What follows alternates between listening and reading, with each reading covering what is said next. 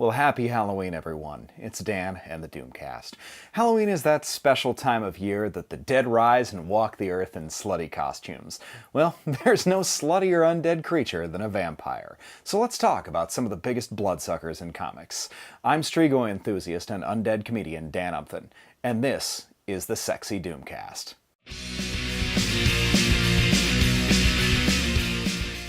Dr. Michael Morbius was born with a blood disease that made it pale and strange looking. As an adult, he attempted to cure himself by using his skills as a biologist, fusing vampire bat DNA with an electric current. But he accidentally gave himself the abilities of a vampire bat, but he didn't become undead. He could fly, he was super strong, faster, uglier, and he thirsted for human blood. He's been a regular foe and ally of Spider-Man and other New York superheroes since the early 1970s. Despite many heroic turns, he's remained very much outside the law. Okay, this gets a little weird and perhaps unexpected. After Jubilee finds herself depowered, she's caught in a vampire suicide bombing, which is apparently a thing, and is slowly turned into a vampire, but painfully. The X-Men take her to Dracula's castle because historically that seems to have saved people from becoming vampires. And instead, Xeris, the son of Dracula, turns Jubilee into a full vampire and also temporarily turns a Wolverine. After the fact, the X-Men finally consult Blade, and he's like, killing her is the only way, and they're all like, nah. She's also not the only vampiric X-person. Storm, from an alternate universe where everyone is pretty much a vampire, is Bloodstorm. And she's the best of both worlds. She's unafraid to kill. She's also entirely unafraid to use her Weather Witch powers. Recently, she joined up with and appeared in X-Men Blue by Cullen Bunn. Born of a woman who has turned to a vampire while pregnant, Eric Brooks is Blade, the Daywalker. One of the founders of the Midnight Suns and the Night Stalkers, he first appeared in Tomb of Dracula in 1973 in Marvel Comics.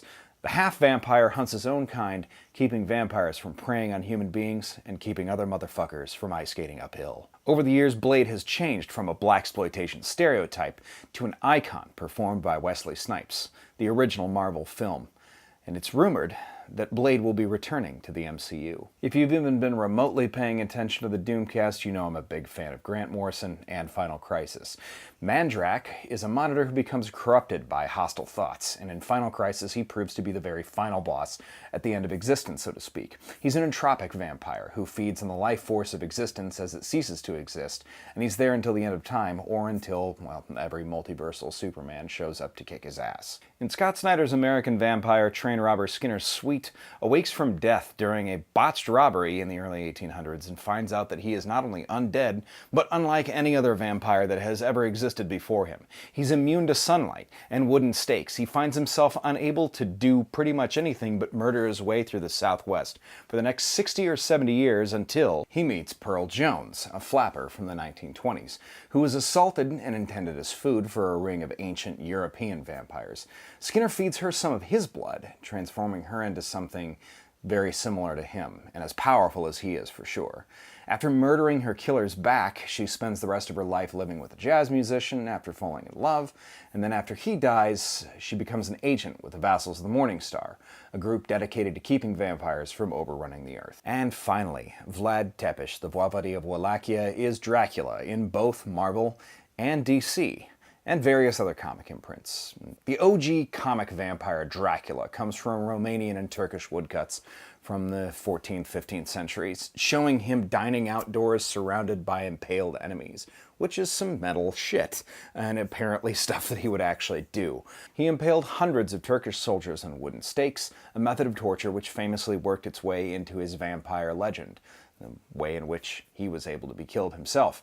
Now, even vampires had existed hundreds, if not thousands of years prior to Tepes himself. But he is easily the most famous literary and comic book vampire of all time.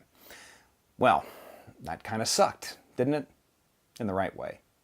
Tune in next week when I discuss, I don't know, the most famous androids in comic books. Thanks everybody for watching. Take care. We'll see you next week.